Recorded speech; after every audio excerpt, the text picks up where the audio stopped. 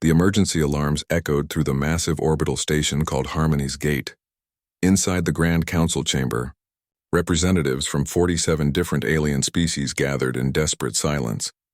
The holographic display at the center of the room showed a terrifying picture. 17 star systems had fallen. Billions of lives lost. And the enemy was still coming. Ambassador Threlke stood before the assembly, his insectoid body trembling slightly. His compound eyes reflected the red warning lights that flashed across the tactical screens. As a member of the Vryak species, he had seen many conflicts in his long life. But nothing like this. Nothing so hopeless. Honored members of the council, Threlke began, his translator device converting his clicks and chirps into words everyone could understand. We must face the truth. We are losing this war. A wave of disturbed sounds filled the chamber.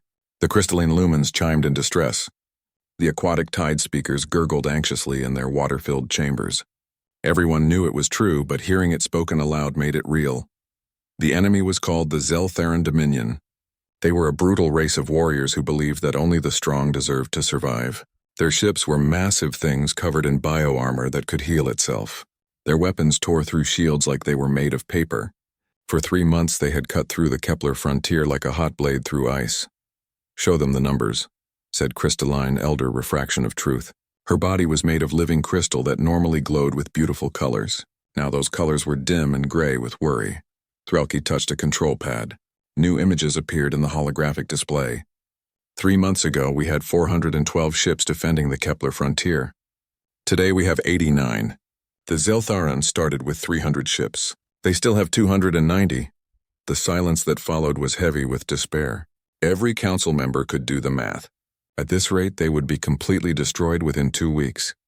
Our weapons barely damage their ships, continued a tide speaker named Flow of Currents. Her voice bubbled through her translation unit. Their bioarmor regenerates faster than we can hurt it. Our shields collapse after only a few hits from their weapons. We are technologically outmatched. What about the evacuation? Asked another council member. 3 systems are being evacuated now, Threlke answered. But our ships are so few that we can barely protect the civilian transports. These Zeltharan have started targeting refugee vessels. They show no mercy. An angry buzzing filled the chamber. Even in war, there were supposed to be rules. Attacking defenseless civilians was considered barbaric by every civilized race in the galaxy. But the Zeltharan did not care about civilization. They cared only about conquest. We need reinforcements, said Elder Refraction of Truth. But every nearby civilization is either too weak to help or too afraid to get involved. The Zeltharan have made it clear that anyone who aids us will become their next target. Then we are doomed, said a small furry creature from the back of the chamber. We should negotiate surrender terms while we still can. No.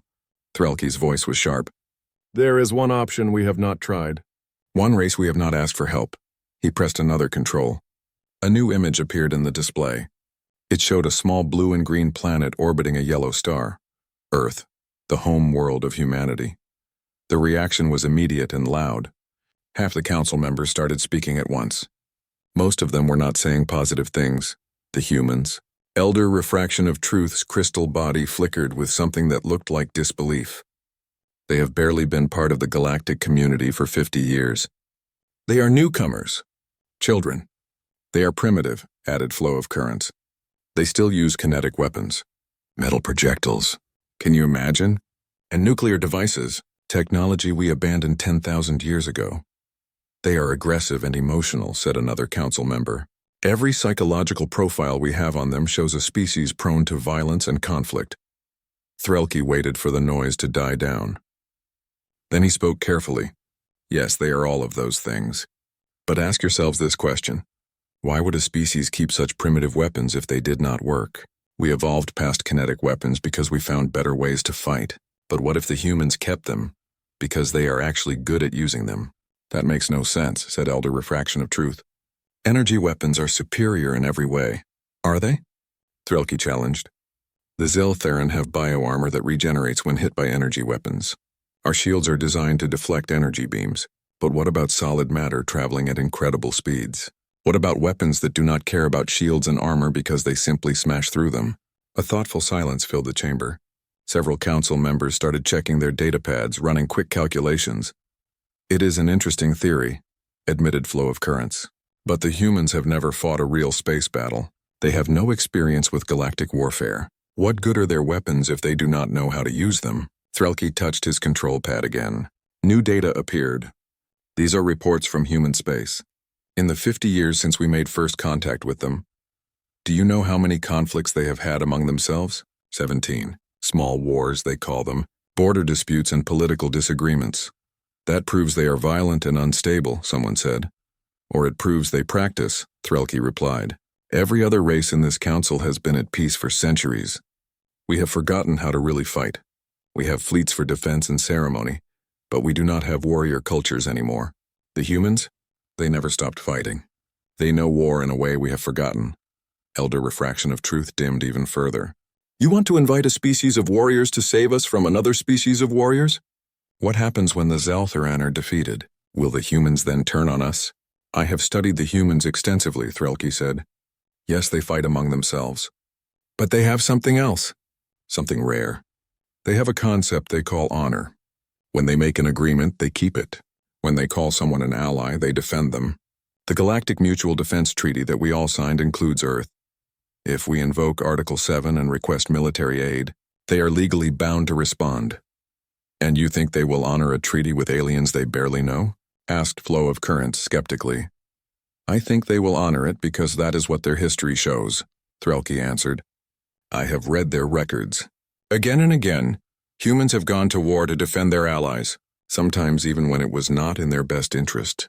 They have a saying that I find both beautiful and terrifying. They say that you should never leave a fallen comrade behind. If we ask for their help, I believe they will come. The debate continued for another hour. Some council members argued that asking the humans for help was too risky. Others said it was foolish to expect a young species to defeat an enemy that had crushed civilizations 10 times older. But in the end, desperation won the argument. The vote was close. 24 in favor, 23 against. By the smallest possible margin, the council agreed to send a message to Earth. Threlke personally encoded the quantum transmission. It contained all the tactical data about the Zaltharan forces, detailed maps of the Kepler frontier, and a formal request for military intervention under Article 7 of the treaty. The message traveled across space faster than light, carried by quantum-entangled particles. It would reach Earth in less than an hour. The response, if there was one, would take longer. How long before human ships could arrive? Asked Elder Refraction of Truth. Threlke checked the calculations. If they agree immediately and mobilize their entire fleet, they would need to travel through 3 wormhole gates. Estimated time is approximately 3 weeks. We have perhaps 10 days before the Zaltharan overwhelm our final defensive line, said Flow of Currents quietly. Nobody needed to say what that meant. Even if the humans agreed to help, even if they sent their entire fleet, they would arrive too late. The council forces would be destroyed. The evacuations would fail. Billions would die. Threlke looked at the blue planet on his display screen. Humanity. A species they had welcomed into the galactic community with mild condescension. A species they considered primitive and simplistic. A species that still fought with metal and explosives while civilized races used sophisticated energy weapons. Come quickly, humans, he whispered to himself. Prove us wrong about you. Prove that we were fools to underestimate you. The message was sent. Now all they could do was wait and hope that they would survive long enough to see if that hope was justified. Admiral Victoria Chen stood in the command center of Earth's orbital defense station, staring at the holographic message that had arrived 40 minutes ago. Around her, dozens of officers and analysts worked at their stations, their faces lit by the glow of computer screens. The room was filled with the quiet hum of advanced technology and the occasional beep of incoming data. Play it again, Chen said. The message from Ambassador Threlke appeared once more in the holographic display. His insectoid face looked tired and afraid as he explained the situation. 17 systems lost, thousands of ships destroyed, an enemy that seemed unstoppable, and a desperate request for help from a species that had welcomed humanity into the galaxy with barely hidden contempt. Chen was 52 years old and had spent 30 years in Earth's space navy. She had short gray hair, sharp eyes, and a reputation for making hard decisions quickly. She did not waste time on emotions when lives were at stake. Analysis, she said to her tactical officer. Commander James Rodriguez pulled up a series of charts and graphs. The Zeltheron are using bioships with regenerating armor. Standard energy weapons are mostly ineffective because the armor heals faster than it can be damaged. Their own weapons are focused plasma beams that overload shield generators through sustained fire. Council ships are designed for long-range energy exchanges, which means they are weak against sustained assault. And their numbers? Chen asked. 290 ships against the Council's 89. But those numbers are deceiving. Based on the battle reports, one Zeltheran ship is worth approximately 5 Council ships in terms of combat effectiveness. Chen nodded slowly. She had been reading the tactical reports all morning. The Council races had not fought a real war in centuries. Their ships were well designed, but their tactics were outdated. They fought like people who had forgotten what war actually meant. What about their blind spots? Chen asked. Rodriguez smiled slightly. They have several. First, their bio-armor is optimized for energy absorption and regeneration. It is actually weaker against kinetic impacts than standard metal armor. Second, their shields are designed to deflect energy weapons, not solid projectiles. Third, their ships are large and slow to maneuver. They rely on their armor and firepower to win battles, not speed or tactical flexibility. So they are bullies who expect everyone to fight the way they fight, Chen said. What happens when someone plays by different rules? They lose, Rodriguez answered simply. Chen turned to her communications officer. Get me a direct line to the United Earth Space Command Council. All members. Priority Alpha. Within 10 minutes, 12 faces appeared on the holographic display. The leaders of Earth's unified space military looked back at Chen from their various locations around the solar system. Some were on Mars, others on the Moon or in orbital stations. All of them had received the same message from the Galactic Council. I assume you have all reviewed the request? Chen began without preamble. We need a decision. Do we respond? They barely tolerate us, said General Marcus Thompson from Mars Command. They treat us like children. Why should we risk our ships and personnel for people who look down on us? Because we signed a treaty, answered Admiral Sarah Kim from Luna Base. Article 7 clearly states that any member of the Galactic Council can request military aid in case of existential threat. We signed it. Our word means something. There is also the strategic consideration, added Admiral Chen. If the Zeltheron conquer the Council, we are next. They are expanding in our direction. Better to stop them now when we have potential allies than wait until we face them alone. General Thompson grunted. Point taken. What about the logistics? Can we even get there in time?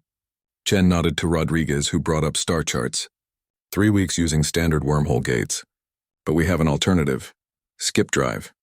Several of the commanders looked uncomfortable. Skip drive technology was relatively new, and still considered risky. Instead of using stable wormhole gates, skip drives created tiny temporary wormholes that allowed ships to jump short distances. By chaining dozens of these jumps together, a ship could cross vast distances much faster than conventional faster-than-light travel. But each jump required precise calculations and used enormous amounts of energy. A single mistake could tear a ship apart or strand it in deep space. You are suggesting we use skip drive across multiple sectors? Asked Admiral Kim. The risk level is extremely high. The risk of letting the Council fall is higher, Chen replied. Besides, we have been practicing skip drive maneuvers for 2 years now. Our crews are trained. Our ships are ready. We can make the journey in 11 days instead of 3 weeks. 11 days, General Thompson repeated. That is still tight. The Council forces might be wiped out by then. Then we need to launch immediately, Chen said. I am requesting authorization to mobilize the 3rd, 7th, and 9th fleets. Full combat deployment. The vote was unanimous. Within 2 hours, orders were transmitted across human space. Every ship in the 3 fleets received the same message. Prepare for immediate deployment. Destination was the Kepler frontier. Mission was combat intervention. The mobilization was impressive. 847 ships began moving toward their rally points.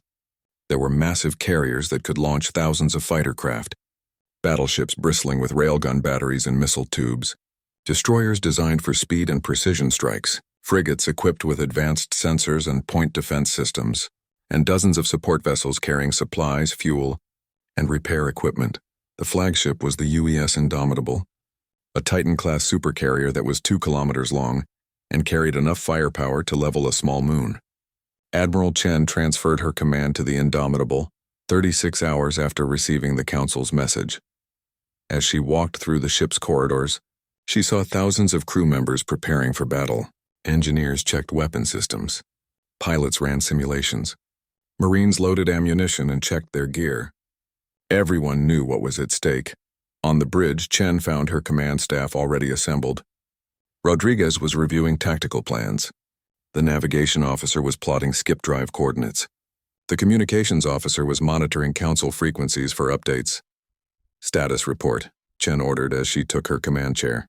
All ships have reached Rally Point Delta, Rodriguez answered. Fleet is assembled and ready to jump on your command. Skip drive coordinates have been calculated and uploaded to all vessels. We have a green light for departure. Chen looked at the holographic display showing all 847 ships arranged in formation. This was the largest military force humanity had ever assembled. More firepower than had been used in all of Earth's wars combined, and they were about to test it against an enemy that had crushed civilizations much older than humanity. How long since the Council sent their message? Chen asked. 48 hours, Admiral. Chen nodded. In that time, the Council had probably lost more ships, more lives. They were expecting human help in 3 weeks. Instead, they would get it in 11 days. She hoped that would be fast enough. All ships, Chen said into the fleet-wide channel. This is Admiral Chen. We have been asked to help defend the Galactic Council against an aggressive enemy. Some of you might be wondering why we are risking our lives for aliens who treat us like second-class citizens. The answer is simple. We gave our word. When we signed the Mutual Defense Treaty, we agreed to help our allies when they called. They have called. We will answer. She paused, letting her words sink in. But there is another reason. The enemy we are about to face is brutal and merciless. They attack civilians. They believe only the strong deserve to survive. If we let them win here, they will eventually come for us. Better to stop them now when we have allies than face them alone later. Chen looked around her bridge. Every officer was watching her with absolute focus. We are going to show the galaxy something today. We are going to show them what happens when you underestimate humanity. The Council thinks we are primitive because we use kinetic weapons and nuclear devices. They think we are children playing at war. Let us prove them wrong. Let us show them that sometimes the old ways work better than the new ways. Let us remind the galaxy that humanity earned its place among the stars through strength, courage, and an unwillingness to surrender. She took a deep breath. All ships prepare for skip drive sequence. On my mark. 3, 2, 1, mark. 847 ships vanished from normal space in a flash of blue light. The journey had begun. For 11 days, the fleet jumped through space. Each skip drive jump moved them hundreds of light years closer to the Kepler frontier. Each jump required the navigation officers to recalculate coordinates based on gravitational readings and spatial distortions. It was exhausting work that required absolute precision. Chen spent those 11 days reviewing tactical plans and intelligence reports. The news from the Kepler frontier was bad and getting worse. The Council had lost more ships. They were down to 43 vessels trying to protect the last evacuation convoy. The Zeltharan were closing in for the final kill. On the 11th day, the fleet made its final skip drive jump. They emerged from faster-than-light travel 200,000 kilometers from the battle zone. What Chen saw on her tactical display made her jaw tighten. 290 Zelth Commander Devourer of Suns sat in his command throne aboard the Zeltharan flagship, watching the new arrivals with amusement. His species had conquered 17 systems in 3 months. They had destroyed hundreds of enemy ships. Nothing in this galaxy could stop them, and now these newcomers dared to issue threats? Scan the new vessels, he ordered his sensor officer. They are human ships, Commander, the officer reported. Metal hulls, primitive chemical propulsion systems backed by fusion drives, kinetic weapons detected, also missiles with what appear to be nuclear warheads. Devourer of Suns laughed, a sound like grinding rocks. They threaten us with metal and explosives? How quaint. The Council must be truly desperate to call these primitives for help. He leaned forward in his throne. All ships maintain attack formation. We will deal with these insects after we finish the Council fleet. His weapons officer looked uncertain. Commander, they have 847 ships. Should we not take them seriously? Numbers mean nothing when your weapons are obsolete, Devourer of Suns replied. Our bioarmor will regenerate faster than their primitive weapons can damage it. This will be over quickly. On the bridge of the UES Indomitable, Admiral Chen watched the countdown timer reach 0. The Zeltharan had not responded to her warning. They were still advancing on the Council ships. That was all the answer she needed. Fire, she said quietly. 200 human battleships opened fire simultaneously. The railgun batteries that lined their hulls began accelerating tungsten carbide projectiles down electromagnetic rails. In less than a second, each projectile was traveling at 3% of light speed, 72,000 kilometers per second, fast enough to cross the distance to the Zeltharan fleet in under 3 seconds. The projectiles were not very large. Each one was only about the size of a human fist. But when something that small hits something else at 3% of light speed, size stops mattering. The kinetic energy released is equivalent to a small nuclear weapon. 47 Zeltharan ships simply ceased to exist. One moment they were there. The next moment they were clouds of superheated gas and metal fragments. The bioarmor that had shrugged off energy weapons for months meant nothing against solid matter traveling at relativistic speeds. Physics did not care about regeneration. Physics did not care about shields. Mass times velocity equals force, and the force was overwhelming. Status, Chen ordered, her voice calm. 47 confirmed kills, Rodriguez reported. Enemy formation is disrupted. They are attempting evasive maneuvers. Chen nodded. Launch missiles. Pattern Delta 7. Across the human fleet, missile tubes opened. 300 missiles streaked out into space, their fusion drives pushing them to incredible speeds. But these were not simple explosive missiles. They were nuclear-pumped lance warheads, a technology that the Council had abandoned as too primitive centuries ago. Each missile contained a small nuclear device, surrounded by metal rods. When the nuke detonated, the explosion vaporized the metal and focused the resulting X-rays into tight beams. For a fraction of a second, each missile became a multi-directional laser more powerful than anything the Council had ever built. Then it was gone, destroyed by its own detonation. The 300 missiles detonated in a carefully coordinated pattern across the Zeltharan formation. The focused X-ray beams sliced through bioarmor and shields like they were not even there. 89 more Zeltharan ships died in a storm of radiation and heat. On the Zeltharan flagship, alarms were screaming. Devourer of Suns stared at his tactical display in disbelief. In less than 30 seconds, his fleet had lost 136 ships, nearly half his force, against weapons that were supposed to be primitive and obsolete. Return fire, he roared. All ships target the human vessels. Destroy them. The remaining Zeltharan ships opened fire with their plasma cannons. Brilliant beams of superheated matter crossed the void of space, seeking human targets. The first beams reached a human destroyer and splashed against its shields. Then the human point defense systems activated. Every human ship was equipped with close-in weapon systems, or CIWS. These were essentially automated railguns that could track and engage incoming fire. They were controlled by advanced artificial intelligence that could react in milliseconds, far faster than any biological crew. The CIWS systems detected the incoming plasma beams and began firing. Tiny tungsten pellets streaked out to intercept the plasma. When solid matter hits superheated gas, it causes the gas to disperse and lose cohesion. The plasma beams broke apart before they could reach their targets. Out of every 100 shots the Zeltharan fired, only 3 got through. And those 3 hits were absorbed by the human shields with minimal damage. Their defenses are too strong, the Zeltharan weapons officer shouted. Our weapons are not effective. Then we will overwhelm them with numbers, Devourer of Suns snarled. Close to melee range and board them if necessary. Our warriors are the finest in the galaxy. But closing to melee range meant getting closer to the human fleet. And that was exactly what Admiral Chen had been waiting for. Launch drones, she ordered. The human carriers opened their launch bays. 40,000 combat drones streamed out into space like a swarm of angry insects. Each drone was only about 3 meters long, much smaller than a manned fighter. But they were fast, maneuverable, and completely expendable. More importantly, they were controlled by a single coordinated artificial intelligence that could think and react far faster than any living being. The drones did not attack randomly. They moved in precise patterns, coordinating their movements with mathematical precision. They identified the weakest points on each Zeltharan ship through rapid analysis of structural data. Then they struck. Each drone was equipped with shaped charge penetrators, small explosive devices designed to punch through armor. Individually, they were not very dangerous, but 40,000 of them attacking in perfect coordination was another matter entirely. The drones swarmed through the Zeltharan formation like piranhas through a school of fish. They targeted engines, weapon systems, shield generators, and command bridges. Hundreds of small explosions rippled across every Zeltharan ship. The bio-armor could regenerate, but not fast enough to heal hundreds of wounds simultaneously. Zeltharan ships began losing power.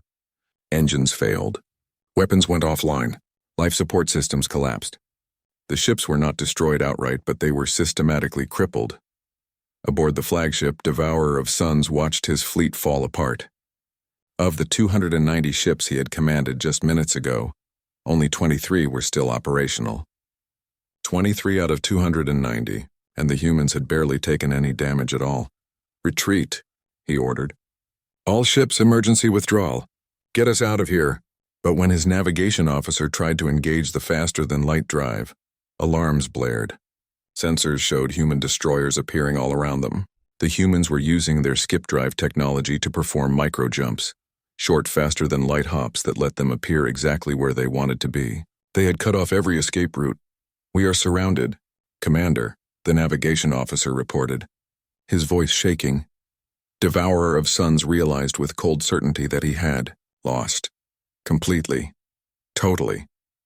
His supposedly invincible fleet had been destroyed in less than a minute by a species he had dismissed as primitive. He reached for the communications console to signal surrender, only to discover that the human drones had destroyed his communications array 3 seconds earlier. On the Indomitable, Chen watched the tactical display. The Zeltharan ships had stopped moving. Some were drifting.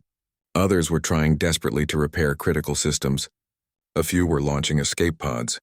The battle was over. "Cease fire," Chen ordered. "All ships, cease fire. Target the remaining vessels, but do not destroy them. Disable only." Rodriguez looked up from his station. "Admiral, total time from first shot to cease fire is 47 seconds. Chen nodded slowly. 47 seconds. In 47 seconds, the human fleet had destroyed or disabled 290 enemy warships. Ships that had been terrorizing the galaxy for months. Ships that the Council had been unable to stop despite their advanced technology and numerical advantage. "What are our casualties?" Chen asked. 2 frigates report minor hull damage from plasma impacts that got through the point defense grid. No casualties. "No ships lost." Chen allowed herself a small smile. 0 human deaths, 0 ships lost, against an enemy that had destroyed thousands of Council vessels. The galaxy was about to learn an important lesson about underestimating humanity. "Open a channel to the Council fleet," Chen ordered.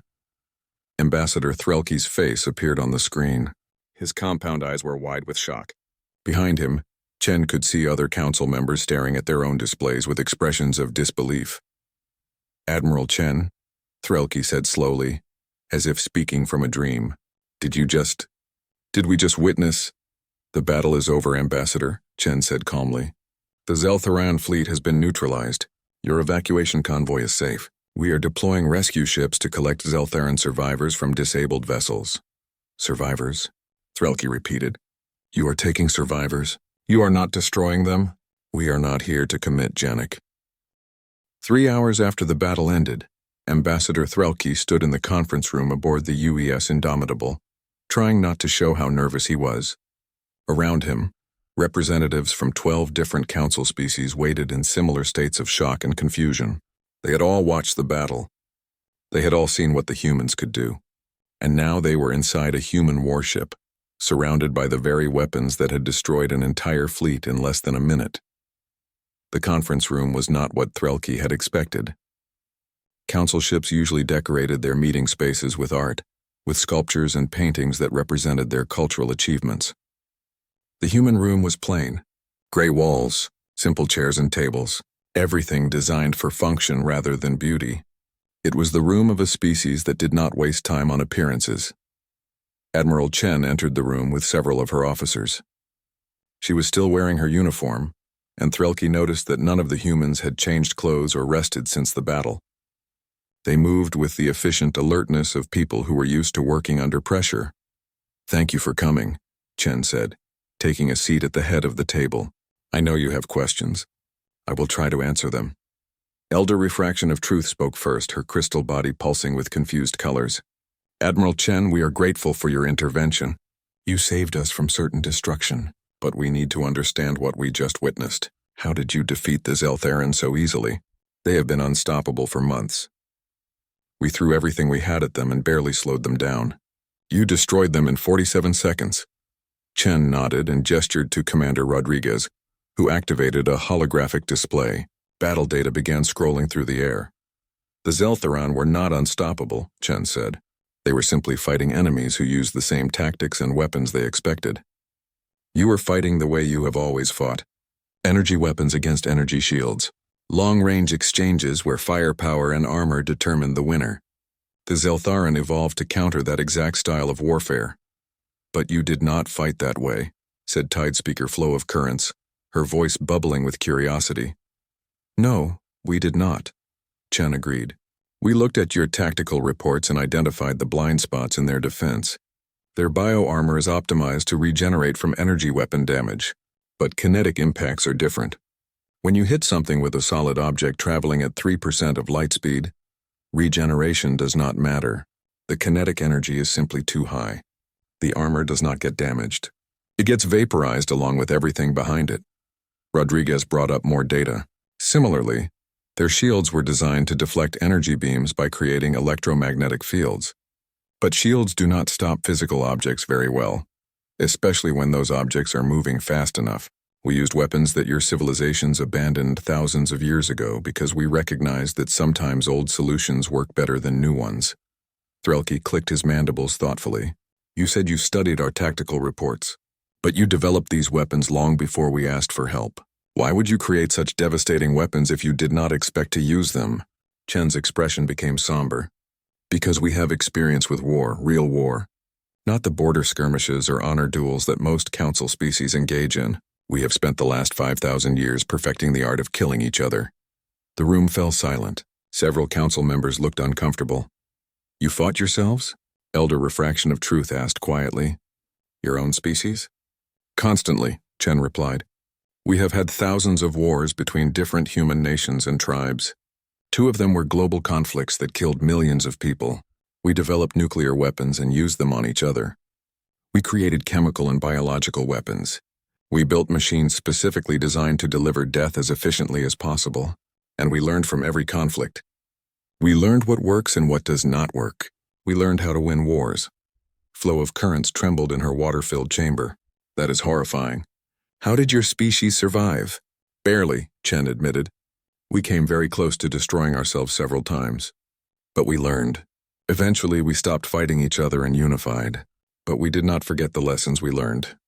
We did not forget how to fight, because we knew that someday we might need those skills again. Rodriguez pulled up historical files.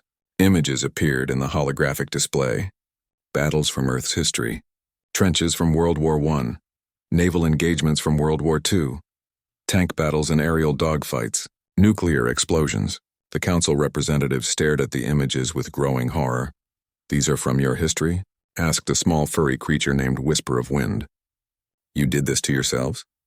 Yes, Chen said simply. At the Battle of Stalingrad, over 2 million people died. At Hiroshima and Nagasaki, we used nuclear weapons on our own cities. During the Blitz, we carpet-bombed civilian population centers. We have done terrible things to each other, things that shame us. But those experiences taught us how war really works. Not theory, not simulations. Real war where people die and cities burn.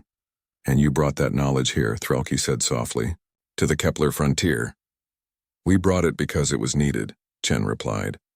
The Zeltheran are warriors, but they are warriors who have only fought against civilized opponents who follow predictable patterns. They had never faced someone who understood industrial-scale warfare, someone who had practiced it for millennia. Elder Refraction of Truth's crystal body had gone completely gray. Admiral Chen, I must ask you a difficult question. You have just demonstrated that you could destroy the entire Council fleet as easily as you destroyed the Zeltheran. What is to stop you from conquering us? The room tensed. Every Council member was thinking the same thing. The humans had the power to take whatever they wanted. They had weapons that could shred through Council defenses like paper. They had tactics and experience that no one else in the galaxy could match. Chen leaned back in her chair and looked at Elder Refraction of Truth directly. "Our word," she said. "We signed a treaty. We agreed to defend council members who requested aid. That is why we are here. Not to conquer. Not to dominate, to help. Because that is what allies do. But you could," Flow of Currents pressed. "You have the power." "Power is not the same as right," Chen replied. "Yes, we could try to conquer the council. And maybe we would succeed. But then we would spend the next 100 years fighting rebellions and insurgencies. We would have to occupy hundreds of worlds and suppress billions of people. We would become the very thing we came here to fight. We would become the Zeltharan." She stood up and walked to the holographic display, gesturing at the battle data. "My people learned something important during our wars. We learned that winning a battle is not the same as winning a war, and winning a war is not the same as winning the peace. You can conquer people with weapons, but you cannot rule them with weapons alone. Eventually they will rebel. Eventually you will lose. The only sustainable way to build a civilization is through cooperation, not domination." Rodriguez added, "We have a saying on Earth. Those who do not learn from history are doomed to repeat it. We learned from our mistakes. We learned that empires built on conquest always fall. We learned that the only lasting peace is one built on mutual respect and shared interests." "Then why did you keep your weapons?" asked Whisper of Wind.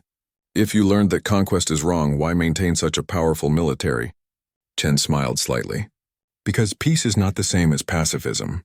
We do not want to fight, but we will defend ourselves and our allies if necessary. We keep our weapons as a deterrent, so that anyone who thinks about attacking us or our friends will remember what we are capable of and think twice. We have another saying: if you want peace, prepare for war." The door to the conference room opened. 2 human Marines entered, escorting a large figure between them, Devourer of Suns. The Zeltharan commander looked smaller somehow, diminished by defeat. He walked slowly, his multiple eyes taking in the council representatives who had gathered. "This is Commander Devourer of Suns," Chen said, "the leader of the Zeltharan fleet. I asked him to join us because I wanted you to hear what he has to say." Devourer of Suns looked at Chen with an expression that might have been respect. "I expected to be executed," he said through a translator. "That is what my people would have done. But the humans gave me medical care. They fed me. They treated my wounded crew with the same care they gave their own people. I do not understand why." "Because the war is over," Chen said simply. "You lost, but that does not mean you have to die. We want you to return to your people and tell them what happened here. Tell them that the galaxy is not just strong versus weak. Tell them that there is another way." Devourer of Suns was silent for a long moment. Then he spoke again. "I have fought for 30 cycles. I have conquered 15 systems. I have killed thousands of enemies. I thought I understood war, but I was wrong. War is not about being the strongest. War is about being the smartest, and you humans are much smarter than we gave you credit for." Threlke stepped forward. "Commander Devourer of Suns, what will you tell your people when you return home?" "I will tell them the truth," the Zeltharan replied. "I will tell them that we met a species that defeated us in less than 1 rotation of a planet. A species that uses weapons we thought were prim 2 months after the 47-second battle." Ambassador Threlke stood in the rebuilt conference chamber on Harmony's Gate and barely recognized it.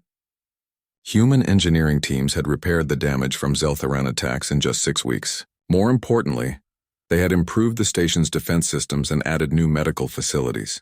The humans did not just fix things, they made them better. The peace conference was about to begin. Representatives from the Galactic Council, the United Earth Space Command, and the Zeltharan Dominion were gathering in the same room. 3 months ago, such a meeting would have been impossible. The Zeltharan did not negotiate. They conquered, or they died trying. But things had changed. Humanity had changed them. Admiral Chen arrived early, as she always did. She had spent the past 2 months overseeing the stabilization of the Kepler frontier. Human ships patrolled the borders. Human engineers helped rebuild damaged stations. Human medical teams treated wounded from all species, including former enemies. And slowly, gradually, the galaxy was learning that humanity meant what it said about peace. The Zeltharan delegation arrived under heavy guard, though Threlke suspected the guards were more for show than necessity. Leading them was Void Queen Ascendant, the supreme leader of the Dominion. She was enormous, even by Zeltheran standards, with battle scars covering her armored body. She moved with the confidence of someone who had never lost a fight until she encountered humanity.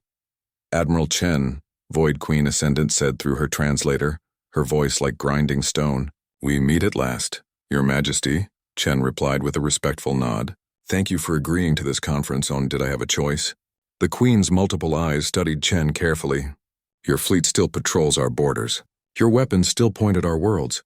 "Yes," Chen said simply, "and they will remain there until we have an agreement that ensures peace. But those same weapons are also defending you now. 3 weeks ago, the Korvash Collective attempted to invade your southern territories thinking you were weakened. Our third fleet intercepted them. The Korvash retreated." Void Queen Ascendant's posture changed slightly. Threlke, who had studied Zeltheran body language, recognized surprise. "You defended us? We who attacked the Council?" "We defended the region," Chen corrected. "We are not interested in revenge. We are interested in stability. If the Korvash had invaded your space, it would have created a power vacuum and led to more wars. Better to stop the problem before it starts." The formal conference began an hour later. Elder Refraction of Truth, as senior council member, opened the proceedings. "We are here to establish terms for a lasting peace between the Zeltheran Dominion and the Galactic Council. The humans have offered to mediate these negotiations. For 3 days they debated. The Zeltheran would withdraw from all conquered systems. They would pay reparations to the families of those killed in the war. They would demilitarize their border zones and allow council observers to verify compliance. In return, the council would provide economic aid to help the Zeltheran transition to a peace-based economy. Humans would guarantee the security of both sides during the transition period. But Chen pushed for more than just a ceasefire. She pushed for integration. "Reparations and withdrawals are necessary," she said on the third day, "but they are not sufficient. If we stop there, the Zeltheran will rebuild their military in secret. The council will live in fear of another attack. And in 20 years we will be right back here. We need something deeper. What do you suggest?" Void Queen Ascendant asked. Chen pulled up a holographic display showing various proposals. Technology exchange, cultural exchange, joint research projects, trade agreements. We need to give both sides reasons to maintain peace beyond just fear of punishment. We need to create economic and social ties that make war unprofitable and unthinkable. "You would trust us with technology?" the Queen asked, her voice skeptical. "After we tried to conquer the Council?" "I would trust you with carefully selected technology under human supervision," Chen replied. "Medical technology, agricultural techniques, things that improve lives rather than take them. And in return, you share your knowledge of bioengineering and advanced materials. Everyone benefits." Threlke watched the negotiations with growing admiration. Chen was not just ending a war. She was building a framework for lasting peace. She was using the same strategic thinking that had won the battle to win the peace. On the 5th day, Void Queen Ascendant asked the question that everyone had been thinking. "Admiral Chen, why do you care so much about our peace? Your fleet could leave tomorrow. You could return to Earth and forget about us. Why do you stay? Why do you push so hard for reconciliation?" Chen was quiet for a moment. Then she spoke in a voice that carried the weight of history. "Because I have seen what happens when you do not build proper peace. On Earth, we fought a terrible war called World War I. When it ended, the victors imposed harsh terms on the losers. They demanded huge reparations. They humiliated the defeated nations. And 20 years later, we had World War II, which was even worse. 50 million people died because we did not build a real peace after the First War." She looked directly at the Queen. "I do not want to see that happen here. I do not want to leave the Kepler frontier only to come back in 20 years and fight this war again. Better to spend time now building something that lasts. Better to turn enemies into partners than to create resentful nations that will seek revenge." "You truly believe we can become partners?" Void Queen Ascendant asked. "After everything we have done?" "I believe people can change," Chen replied. "I believe that given the right incentives and opportunities, anyone can choose a better path. But you have to want to change. You have to be willing to try." The Queen was silent for a long time. Then she spoke in a voice that seemed to carry genuine curiosity rather than challenge. "On your world, you fought wars for thousands of years. You killed millions of your own people, but now you are unified. How did you achieve this?" Chen smiled slightly. "Slowly. Painfully. We made a lot of mistakes. We tried conquest and it failed. We tried isolation and it failed. Eventually, we learned that the only way forward was cooperation. We created international organizations. We signed treaties. We learned to solve problems with words instead of weapons. It took us 300 years to go from world wars to world peace. But we got there. 300 years, the Queen repeated.